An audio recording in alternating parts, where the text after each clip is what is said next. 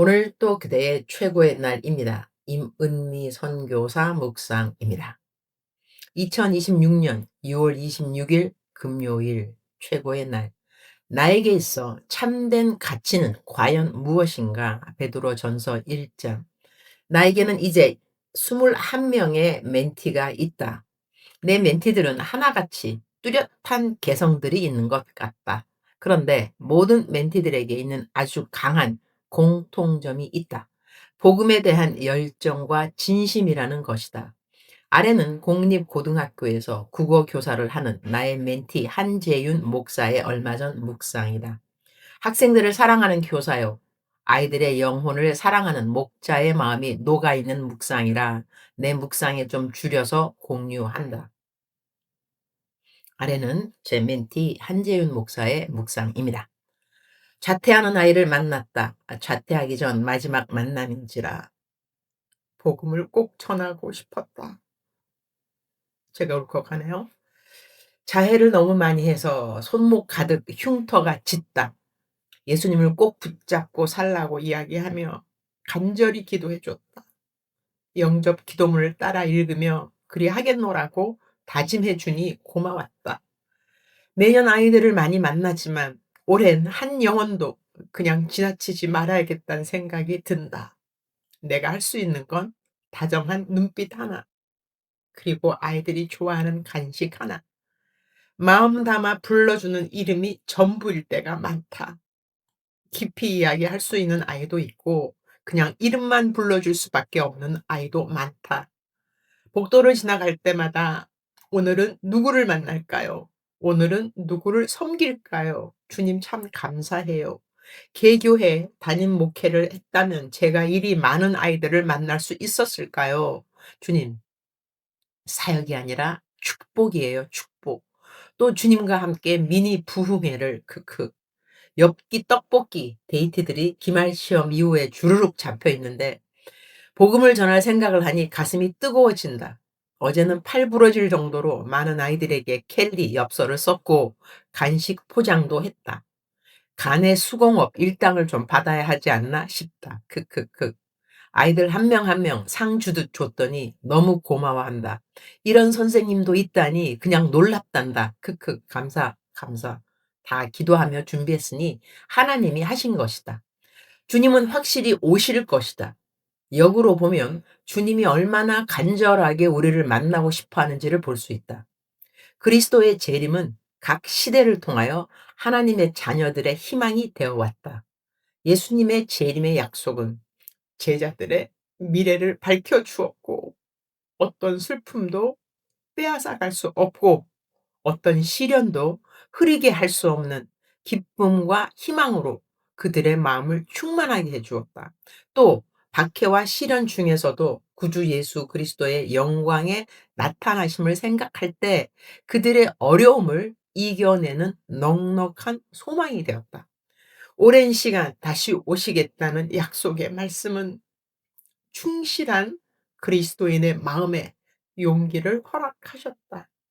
예수님은 당신의 시간에 말씀을 이루실 것이다. 이미 승리는 따놓은 당상이기에 지칠 필요가 없다. 영원한 세계가 너무도 가까이 있는데 믿음을 놓칠 수 없다. 나는 곧 아름다운 모습의 왕이신 예수 그리스도를 만날 것이다. 조금만 더 기다리면 그분은 내 눈에서 모든 눈물을 닦아 주실 것이다. 조금만 더 있으면 그분은 나로 그 영광 앞에 흠이 없는 기쁨으로 서게 하실 것이다. 힘내자. 마음 다해 그리스도를 나누고 누리자. 여기까지가 제 멘티 한재윤 목사의 묵상이었고요.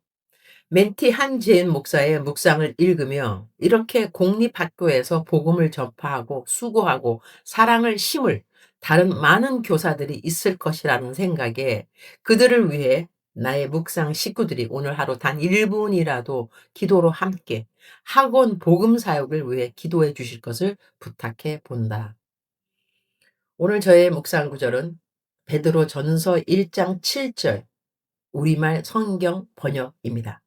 그것은 여러분이 당하는 믿음의 시련이 불로 단련해도 없어질 금보다 더 귀해. 예수 그리스도께서 나타나실 때 칭찬과 영광과 존귀를 얻게 하려는 것입니다. 베드로는 당시 핍박과 고난 가운데 살아가던 성도들에게 왜 하나님께서 믿음의 시련을 허락하시는지를 설명한다. 그 목적은 믿음을 무너뜨리기 위함이 아니라 오히려 믿음의 진실함과 가치를 드러내기 위함이다. 베드로는 믿음을 금에 비유한다. 금은 귀한 것이지만 불 속에서 연단되어야 불순물이 제거되고 더욱 순수해진다. 그리고 금이 정금이 되는 과정에는 반복이 관건이라는 것도 생각해 보게 된다. 그러나 아무리 순금이라도 결국은 없어질 이 땅의 물질에 불과하다. 반면 하나님을 향한 믿음은 영원히 남는 것이며 금보다 훨씬 더 귀한 것이다. 하나님께서는 성도들이 고난과 시련을 통과하면서 믿음이 더욱 정결해지고 성숙해지기를 원하신다. 그렇게 연단된 믿음은 예수 그리스도께서 다시 오실 때 하나님으로부터 칭찬과 영광과 존귀를 얻게 된다. 세상이 주는 상은 잠시 있지만 하나님께서 주시는 칭찬과 영광과 존귀는 영원하다. 우리는 살아가면서 다른 사람들이 누리는 세상적으로 말하는 성공과 부를 보며 부러워할 때가 있다. 누군가는 주식 투자로 큰 이익을 얻었다는 이야기를 들으면 나도 주식을 좀 사둘 것을 그랬나?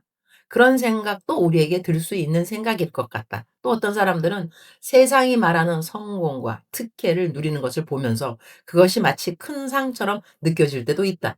나도 하나님 잘 믿으면 저런 상을 이 땅에서 받아야 하는 것 아닌가? 그런 생각이 스쳐 지나갈 수도 있을 것 같다. 그러나 오늘 베드로는 우리에게 묻는다. 정말 가치 있는 것은 무엇인가?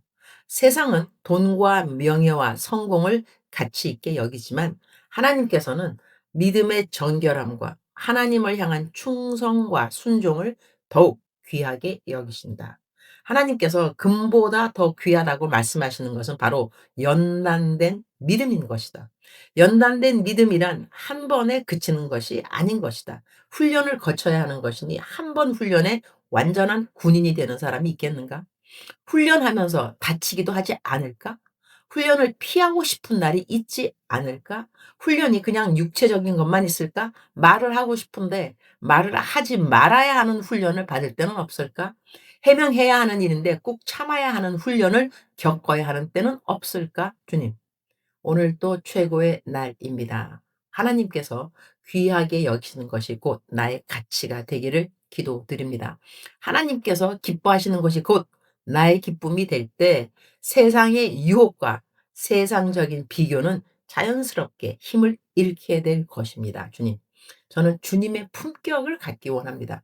특별히 믿음 때문에 받는 조롱과 오해와 핍박이 있다면 그것을 억울함으로 바라볼 것이 아니라 하나님께서 내 믿음을 정금처럼 연단하고 계시는 과정으로 볼 수 있는 올바른 마음을 갖기를 기도드립니다. 결국 우리 인생의 가장 중요한 투자는 이 땅에 썩어질 것에 대한 투자가 아니라 하나님께서 영원히 가치 있게 여기시는 것에 대한 투자임을 명심하기를 기도드립니다.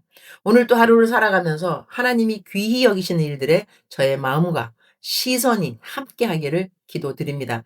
모든 것에 거룩하라는 말씀을 명심하면서 나의 마음, 나의 언어, 나의 행실에 주님이 거룩하게 여기는 열매들이 함께 하기를 기도드립니다. 세상에 살지만 세상에 속한 사람이 아니라 하나님의 나라에 속한 하나님 나라의 백성이요. 하나님의 자녀로서 이 땅에서 당당하게 아름답게 떳떳하게 용기 있게 아름답고 선하게 살아가는 또 하루가 되기를 소원합니다. 주님 사랑합니다. 주님 감사합니다. 오늘도 우리 주님 저를 보시면서 하루 종일 기쁨을 넘어서 감동을 받으시면 참 좋겠습니다. 작정서 점수 100점. 사랑하는 그대여. 사랑하는 그대여 출석 부르고 있습니다. 대답하셨나요? 사랑하는 나의 딸, 사랑하는 나의 아들, 내가 거룩하니 너도 거룩할지니라. 내가 너에게 다시 말하노라. 내가 거룩하니 너도 거룩할지니라. 거룩이란 뜻은 세상과 구별된다는 것을 너는 알고 있습니다. 사랑하는 딸아, 사랑하는 아들아, 세상과 구별되는 언어가 무엇이겠느냐? 세상과 구별되는 생각이 무엇이겠느냐? 세상과 구별되는 가치가 무엇이겠느냐? 올바르게 살기를 내가 너에게 축복하노라. 정결하게 살기를 내가 너를 축복하노라. 사랑하는 그대여, 사랑합니다. 사랑하는 그대여, 축복합니다. 말씀대로 살아가는 것이 가장 복된 삶이라고 저는 믿습니다. 말씀대로 살아가는 그대 축복합니다. 오늘도 그대의 최고의 날입니다.